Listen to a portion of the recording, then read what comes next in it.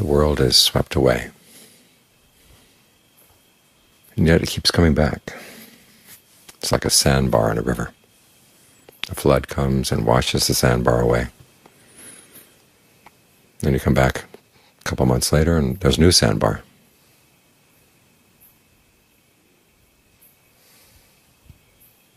There's something that keeps generating the world. And as for the world outside, that's not the issue. It's the world that you're generating, your experience of the world. And your consciousness and your craving keep coming back. They feed each other. We crave the things we're aware of, and the craving itself becomes an anchor and a clinging for consciousness. And as long as there's that hunger, it just keeps going and going and going. Wears out this body, picks up another one. It's a process. It keeps feeding itself.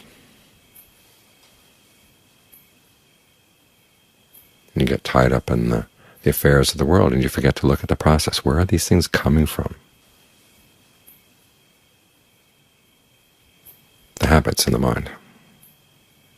And as long as they keep feeding on one another, sustaining one another, nourishing one another, the process is not going to stop.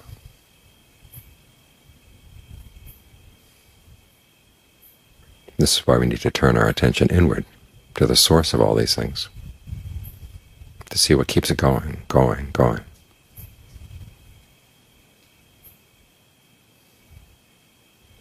The Buddha once said, there's no beginning point where you can trace back in time to say that before this there was no ignorance, this is when ignorance started.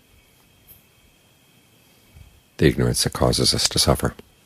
But he says it is sustained here in the present moment. So you want to look and see what's sustaining it. And it's those hindrances that talk about the things that get in the way of your concentration. So as you settle down here, try to stay with the breath.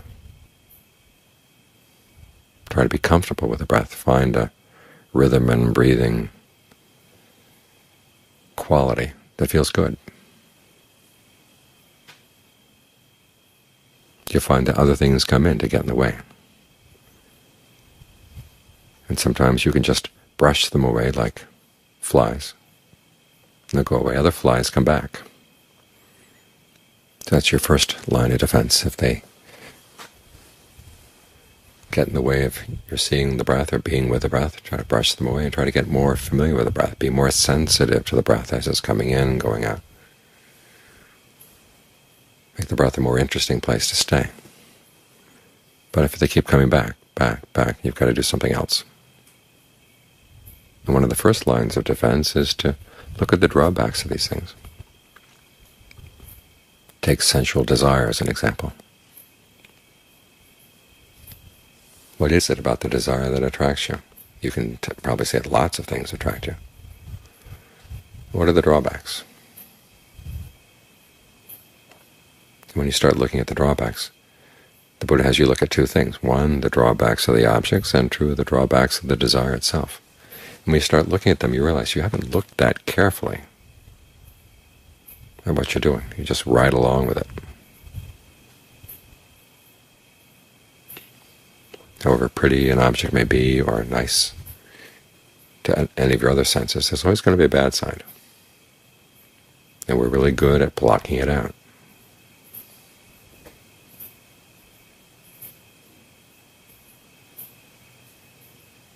So you look at it until you begin to see that the object itself doesn't have that much that's really worth looking into. That's when you can turn around and look at the real problem, which is this current of the mind that keeps flowing out. There's an energy that goes into these things that we really like. And you have to ask yourself, well, is it really something you really want to like? Because for many times it's just the sense, okay, I've got to get this and then I'll be relieved. Well, okay, the desire itself is what you have to be relieved from. And we think, well, as long as I get what I want, then the desire will stop. Well, it doesn't stop the desire, it just aggravates it. The Buddha compares it to someone who's got a lot of wounds with scabs on them. You pick the scabs off and you scratch and scratch because it itches, and The more you itch it, the worse the situation gets.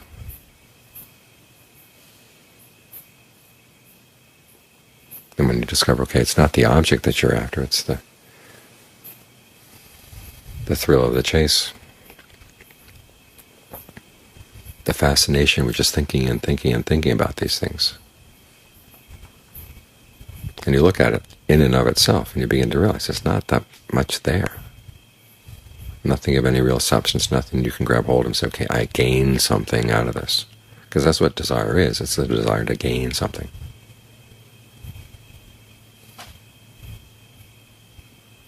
But it's just a constant hunger that never gets full. And you think about how long you've driven yourself with these desires. And where do they get you? Isn't it time to fight? Fight back. Okay, the fighting back is not going to be easy, but one of the reasons we meditate is to give you the energy you need, the strength you need.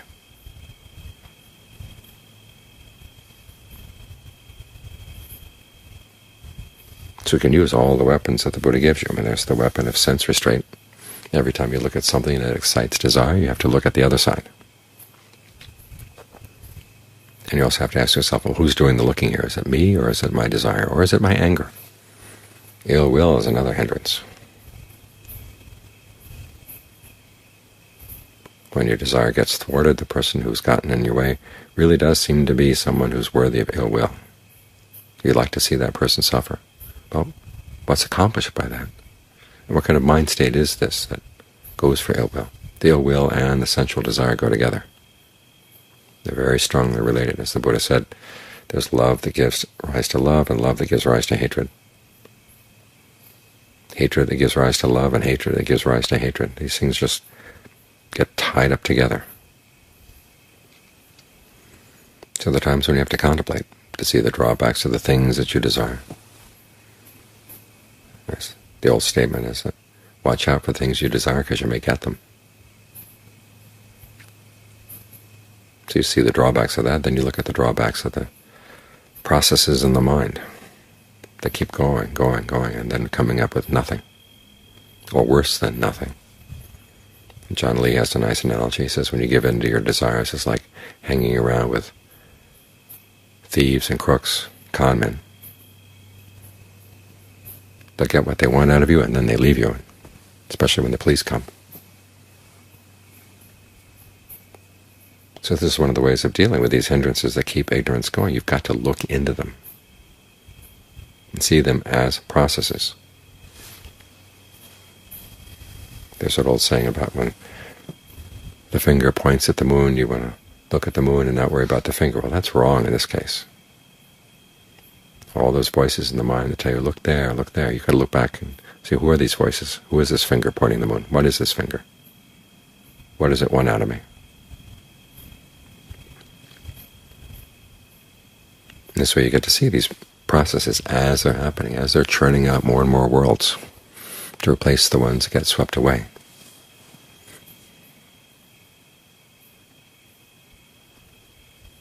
So this is an important weapon in your arsenal, the ability to reflect on what's actually going on in the mind. The best reflection comes when the mind has been really quiet. You've been with the breath. You've been nourished by the breath. So you have strength. But there are times when you've got to engage in it before you can get that strength, and that requires determination. And the quality the Buddha calls samvega. You've seen enough of the horrors of following these things.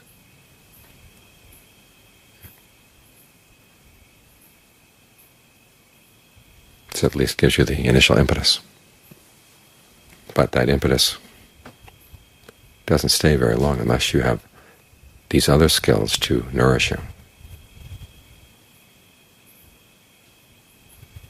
So instead of craving, nourishing, more craving, and the hindrances nourishing more ignorance, you want to have the nourishment that comes from the sense of well-being as you settle down with the breath. As the energies of the mind get gathered. That nourishes something else. That nourishes the qualities of the path.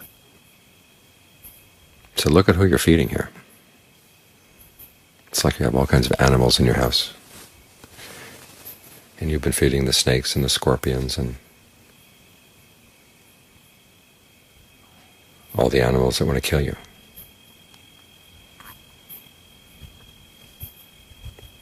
You have to ask yourself, when have you had enough? Why not feed the animals that can actually help you with your work? They do exist.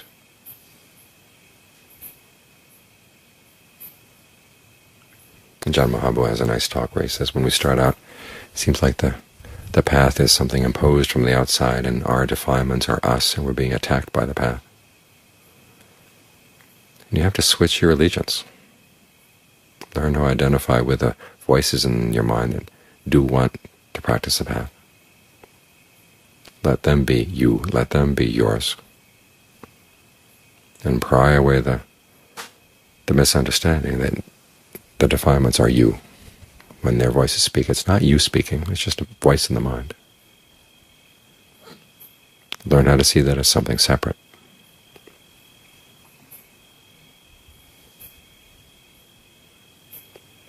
Then once there's something separate, learn how to see that they're paper tigers. They may have very realistic-looking faces, but if you don't let yourself get scared by the face, you can look at it and the body's just made out of folded paper.